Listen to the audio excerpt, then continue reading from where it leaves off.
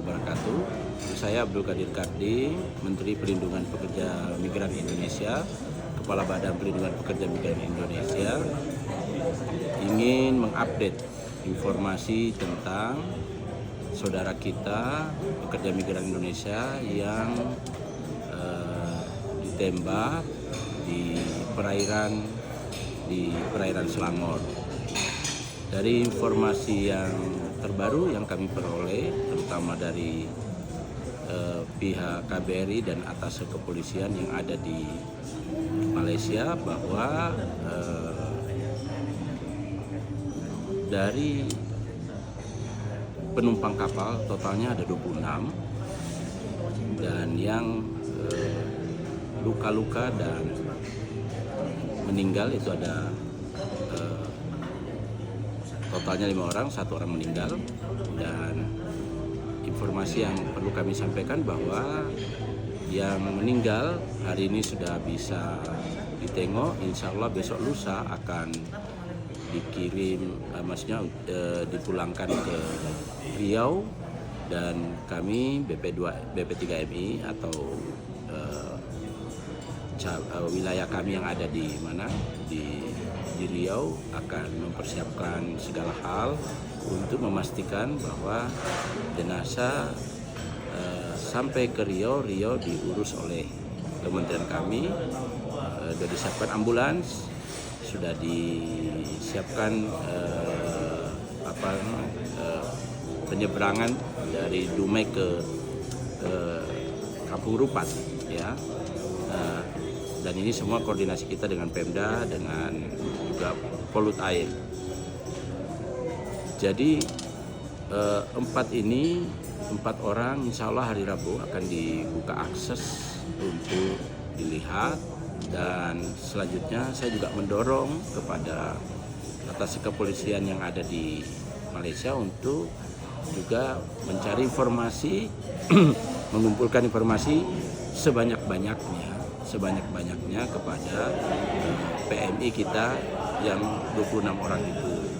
Agar apa? Saya pengen ada satu kronologi tersendiri yang yang dipunyai oleh pemerintah kita.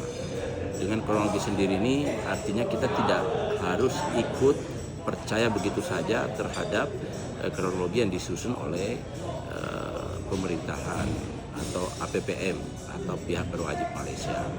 Saya juga pada kesempatan ini memberi dukungan yang sangat kuat kepada Kementerian Luar Negeri Pak Sugiono, bahwa beliau akan membentuk satu tim investigasi yang menyeluruh untuk menangani kasus ini. Kita minta kasus ini harus transparan.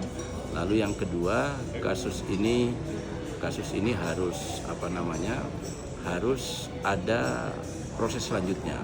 Apa ini proses selanjutnya? Kalau memang APPM Malaysia ini menurut kami itu adalah menggunakan kekuatan berlebihan, karena tidak sepantasnya sebenarnya menggunakan senjata. Yang kedua, seandainya ini disebut unprocedural, tidak harus dengan senjata dalam proses penyelesaiannya. Lalu yang ketiga, kami mendorong pemerintah Malaysia untuk memproses ini secara transparan, dan kalau memang dalam aturan hukum yang ada di sana harus ada yang terkena proses penegakan hukum, maka itu juga kami akan sangat senang. Terakhir, kami pastikan ya, baik di luar negeri terhadap 4 orang dan insya Allah 26 orang ini kami pastikan akan kita tangani dengan baik, kita dampingi baik secara pendampingan litigasi maupun non litigasi, baik di negara orang di Malaysia maupun nanti kalau mereka pulang ke Indonesia, kami pastikan akan ditangani oleh Kementerian P2MI.